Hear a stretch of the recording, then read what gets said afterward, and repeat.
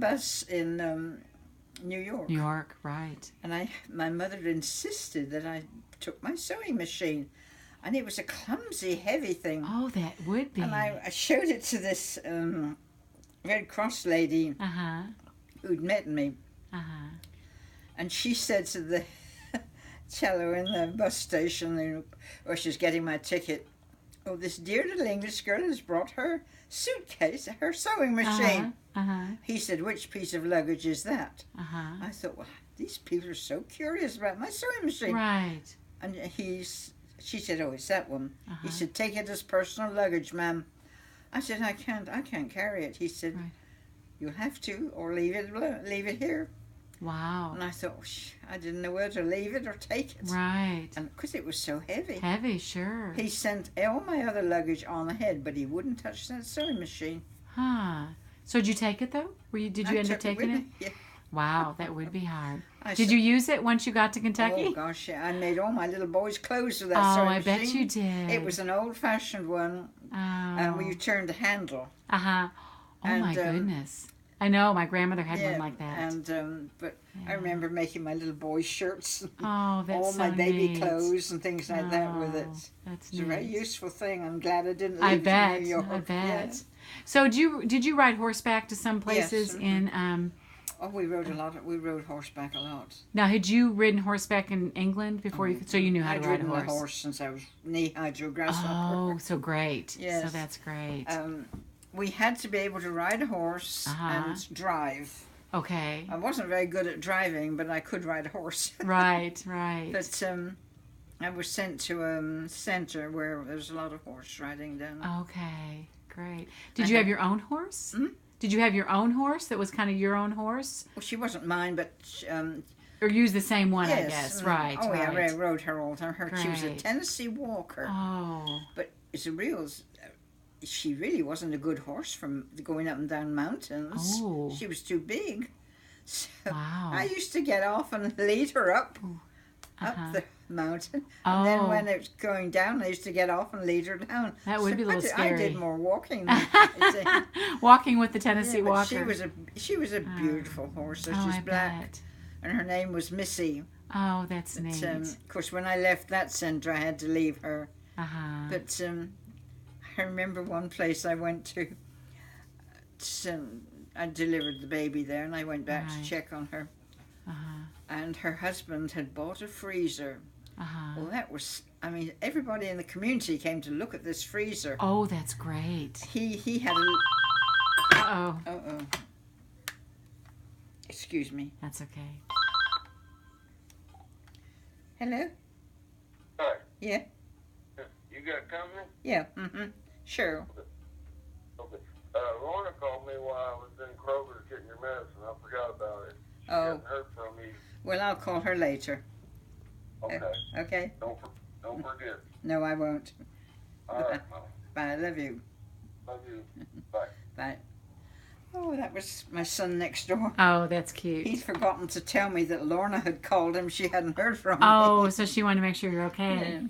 So the freezer, that's great. And so she opened it up, and here it was a great stack of squirrels. You know, they eat squirrels. Yes, yes. Well, it was one mass, and I said to her, "How are you going to get these out to cook?" Right. Them? Oh, she hadn't thought of that. They were all frozen together. Yeah, it was a thing like that, a great my mass. goodness. So her husband came in, and I said, "Oh, well, he hadn't thought of that either." He said, "Oh, I'll take an axe and chop them out." Oh my goodness. So that's what he did. So I tried to, I didn't know much about freezing. Right. Told them that, to go and get some special paper and wrap it up and put the date on it and Good idea. then what it was. Right. Not to put it in like that. Oh, that is funny. Oh, gosh. So did you do all the prenatal care? Did you go to their houses or do the prenatal? Yes. They never came to a clinic. You always We went had to some them. clinics. Okay. And there was a clinic at a little place called Stinnett. And we went every week there. Right. And the women used to bring their flour sacks and cow feed sacks to exchange with each other because they made clothes out of them. Of course. They lined quilts with them. They made baby clothes with them. They made dresses with them. Oh, they were lovely. Oh, that's neat. And then there was another place I went to. I was riding a horse this time, and these people had a house that was on sort of like stilts. Right. And there's rickety old steps up to it. So I went up to see. I've forgotten what I went for. And when I got down, I was about to get on the horse again. And they said, come back. So I thought, oh, geez. So I got off the horse and got back up. And I said, what did you want? And this man said, oh, nothing. I said, well, I thought you said come back. He said, well, I meant come back anytime and see us. Oh, Primrose, that's great. An expression. There was an expression. So That's I thought, great. I will be careful with that. Exactly, when someone says that. Oh, that's so great. And in the same area, I delivered a baby with a student. I had a student with me. And we delivered baby, and we heard these chickens cackling. And I said to her, what do they think they're doing? She said, oh, they're killing a couple of chickens. We're going to have fried chicken before we go, and the mother will have fried chicken. Oh, I said, oh, I hope not. I said, oh, I couldn't bear it. She said, oh, you must eat a little piece. It will offend them terribly. Sure. So we had fried chicken at the hospital, and oh, that was awful stuff. Oh, that's funny. And I remember saying to the student, what was that stuff we ate at the hospital, fried chicken? Well, those were old hens that had been stewed all day. Oh, my. And then they rolled them in meal and fried them. They looked lovely, but oh, they tasted horrible. Oh, that's interesting. These fresh chickens, they prepared the most beautiful meal for us. Oh, how sweet. Because we had to stay an hour after we delivered the placenta. Right. And so during that hour we ate, and the mother ate, and oh, that's wonderful. yeah, it's very nice. What a special bond. So, what's one of your most memorable that you delivered? Something that really sticks in your mind? Something really? A girl called Stella. Oh.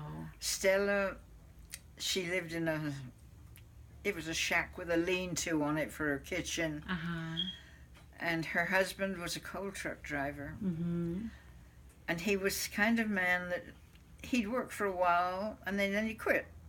Okay. And then after time went by, he'd work some more. But he wouldn't work steadily, so they were very poor. Right. Stella was pregnant, and so I collected a lot of stuff from the nursing center, baby clothes and some things for her, and there's a couple of sheets. Right. Because I thought, well, she wouldn't have anything. Right. Anyway, I had to go and deliver the baby. Well, sure enough, he'd been out of work. Oh. There was no kerosene for the lamp because they didn't have electricity. Oh, gosh. And I had to deliver this baby by flashlight. And she Primrose. had a beautiful old brass bed, though, that she was lying in. Uh-huh. I looked down at the bottom of the bed, and there was two little tiny girls with their heads poking, watching me deliver this baby. Oh, that's funny. Anyway, I delivered the baby and was going to make Stella comfortable, and I said to Stella, I've brought you some things. Uh-huh. Oh, she said, I don't need them. I said, why? She said, well, look in that drawer, and over and the dresser was a drawer packed full of new things. I said, how did you do this, Stella? Right. She said, well, while he worked, every time he got a payday, I bought something and put in that drawer. Oh, how resourceful. I thought That's she was wonderful. very sensible. Yes. And anyway, she had a little tear, and I had to sew her up. Right. And he had to hold the flashlight. While you did that, oh, God. I stitched her up. And it was Primrose. years later when I was working in It's the amazing.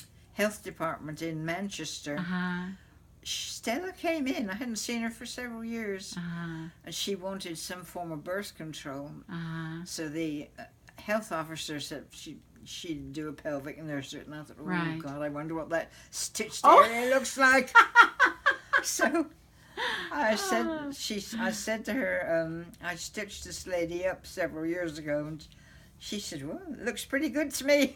Good So for I you. thought- Good I told for her how you. I'd done it by flashlight. Oh, I bet she was very impressed then when she Yeah, heard but that. Stella That's had great. divorced this chap. She'd had Oh, enough. she did. Yeah.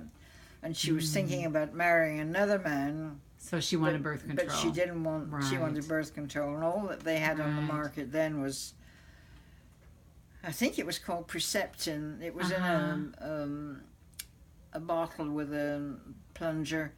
It was something like Emco. And Okay. you had to use 2 doses of it in the vagina before you had intercourse. Wow. It wasn't pleasant. No, definitely I not. tried it and you got it up to here. Oh, yeah, That's who would- horrible. Who wouldn't want to do that? That's amazing. Amazing. It's, Well, I bet those women just were so happy when they saw you coming because pardon? I bet they were so happy when they saw you coming. Yes. You know, to visit them, especially the ones in the mountains before you all came. Oh, yeah. I mean, I bet a lot of babies died and, you know, just had no care. Well, a lot of people, before the frontier nursing came there, a lot of people died in childbirth. Exactly. Exactly. And there's a lot of granny midwives. Right. I mean, some of them, bless their souls, were quite good. Right. Right. I went to a home one night. They called me. The granny had been there with this girl, and Uh-huh. she had had an axe sharpened and hung under the bed to cut the pains. And what this girl had been doing was she was pushing when she shouldn't have been, Right. and her cervix had become edematous, Right. so it was painful. Ooh. And so she put the axe under the bed, Mm-hmm. and this cut the pains, Oh, that's great. and Did it work? it did. The girl relaxed, and the edema went out of the cervix, and she delivered the baby. Wow. Just the thought. Yes. Just the thought of that being under there. Yes, She'd and- probably heard that her whole life also. Pardon? You know, she probably had heard that previously and Oh, just in yes. her head. Mhm, That's yes. amazing. She got. Amazing. It wouldn't have done me any good to have Right. been, but But for the granny midwife. I was an observer that time. Right. Exactly. Then Exactly. another time, I had a student with me. She was a Mennonite nurse, Uh-huh. and she was a nice girl. Uh-huh. She went into the Belgium Congo and as a missionary, and in all that trouble in the early 50s, and she poor little girl lost her life out there. Oh, no. But we were going to a delivery, Uh-huh. and the mother wasn't doing too well, so I said, let's go back to the center and let her relax. And Right. so then we went back about an hour later. Uh-huh. I remember Mary Heisey, her name was. Uh-huh. She went ahead of me Uh-huh. and went on into the bay, and I don't know what I did, but I fell through a hole in the porch. And there I was. Well, I couldn't go down in the hole because I Right. didn't know how I'd get out anyway. Sure. And the only person there was a poor old lady. She couldn't help me. Mary couldn't come and help me because she's delivering Delivering the baby. Oh. Well, I Primrose. finally got out of that hole Oh, my goodness. and got in the house. Oh. That was an unsupervised I was delivery. going to say, definitely. Good thing she knew what she was doing. but, Oh, that's so great. She, Wow. Mary Heisey taught me how to cook corn fritters. Oh, Oh, they were delicious. really good. She was a wonderful cook. Huh. So we used to let her cook at the nursing center all Oh, the I time. bet. I bet. There were about 1, 2, 3, 4, there were 4 or 5 of us there. Okay. And we had the public health nursing director. Uh-huh. She was taking the midwifery course, and she was at that particular center. Okay. And she was begging me to go back to Alaska with her. Uh-huh. And I couldn't make it. I didn't think I wanted to. But, Right.